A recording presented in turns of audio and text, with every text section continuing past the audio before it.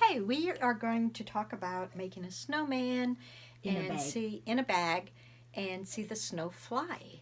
So first of all, we're going to have our little snowmen that are either going to be cut out ready to go or cut out and they can color.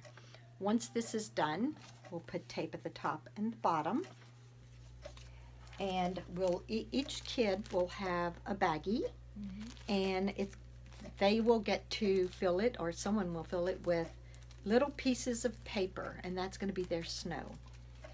So then they take their picture that's already got tape on it, back the other way. Yeah.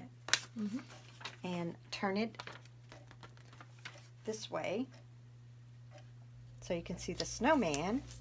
Tape it, and there you've got your snowman with the snow inside of the bag. And to make this come to life, we are going to put a straw, and then we're going to close it up as tight as we can around the straw to where it's just a little opening. And the straw needs to be elevated a little bit, and they get to blow in it and see the snow fly.